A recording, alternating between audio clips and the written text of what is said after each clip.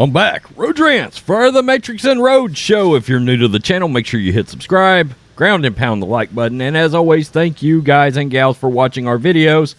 Okay, on the sports channel yesterday, I did a video where Dick's Sporting Goods came out and said, if you choose to have an abortion, we will pay you $4,000 to completely cover your expenses if you have to go to another state to do it. Now, not a big fan, as you can imagine, of companies, corporations, organizations getting involved with political issues, and this is a political issue. But my bigger problem was even the fact that, well, if you're going to do this for employees that want to get rid of a baby, what are you doing for employees that choose to continue a pregnancy? In other words, if you get pregnant, Dick's Sporting Goods, you better damn well pay the woman that chooses to keep the child $4,000 as well in some form or fashion, either stocks, however you do it, okay? Some employee fund, something. Of course, Dick's Sporting Goods, when approached about this, had no comment, didn't come out and say anything. And what happens is, and look, Disney's an old pro at this now. Disney's been an old pro at this since 2012, which is exactly when they bought Lucasfilm from George Lucas. Okay, when he sold Star Wars to the white slavers, SJWs, down at Disney. And, of course, brought in Kathleen Kennedy. And the company, at the time, believe it or not, their content was not overtly woke. But it certainly went that way with identity politics. Now, once again, Disney has chose to completely shit on, completely alienate conservative employees and conservative consumers, their customer base. This time, a Disney employee chose to stand up and rip that ass back. So, let's get to this, because my question is, whatever you're going to do to pay for these abortion costs, these traveling costs, what are you giving to your pregnant employees that are going to choose to carry and have that baby? Also, fully be aware, I worked for years in the corporate world. It is not lost on me that these companies know that if these people get abortions, they're going to be more readily available than a new mother with a baby. That's some despicable shit if I ever heard it. But yes, companies do think that way. Absolutely. Yeah, absolutely. People are numbers. People are production. I can tell you right now, that conversation happened in a boardroom somewhere behind closed doors. Let's get to this. New York Post, Disney employee rips company over vow to pay abortion travel cost. A Florida Disney employee, Florida Disney's not doing so well. Just ask Bob Chapek how it feels to get railroaded in the keister by Ron DeSantis. A Florida Disney employee ripped the company's campaign to cover abortion travel costs for workers, telling the Post on Saturday it'll be bad for business and will, quote, alienate customers and employees. Absolutely, customers and employees. Jose Castillo, who works in resort management in Orlando, accused the Walt Disney Company of trying to influence politics after wading into the fraud abortion issue in the wake of the Supreme Court overturning Roe v. Wade. Disney was among the big American names to speak out after the landmark abortion case was struck down Friday, vowing in an internal memo that they would reimburse employees who have to travel out of state to have the procedure carried out. Wow, what are you doing for the employees that choose to keep their children?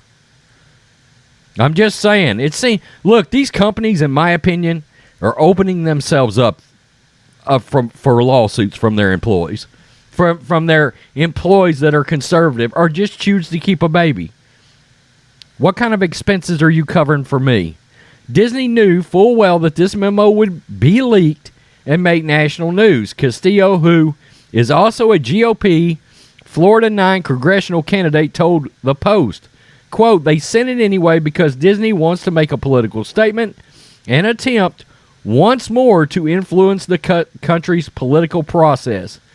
Disney is also embroiled in an ongoing battle with Republican-dominated Florida and its governor Ron DeSantis over the company's opposition to the, quote, "Don't Say Gay" law.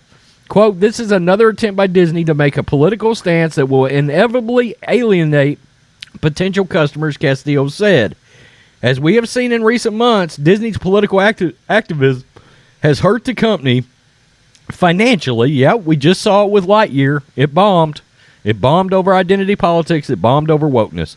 As we've seen in recent months, Disney's political activism hurt the company financially, and it is my belief that the board of directors is violating its fiduciary duty to shareholders by continuing to comment on divisive political matters. Yeah, if I was a shareholder, I would be furious that Disney won't stay the hell out of these things. Okay? They've lost over $60 billion since picking a fight with Ron DeSantis. Over $60 billion. The shares are at like over 2-year low right now. Disney joins the likes of Facebook parent Meta, American Express, Bank of America, Goldman Sachs, Apple, Starbucks, and Lyft in taking similar action after Friday's ruling. While some of the wokest companies in the U.S. took a stance, a number of others opted to remain silent. McDonald's, Pepsi, Coca-Cola, General Motors, Tyson, and Marriott chose not to comment. And Arkansas-based Walmart, the nation's largest employer with a number of stores in states that will immediately trigger abortion bans, also stayed quiet. Good move, Walmart. Because if you chose to comment, I would fry your ass. Marie Switzer, a University of Pennsylvania's Wharton School of Business professor, said a handful of companies taking a stand on the court's ruling are doing so because customers and employees are expecting them to speak out.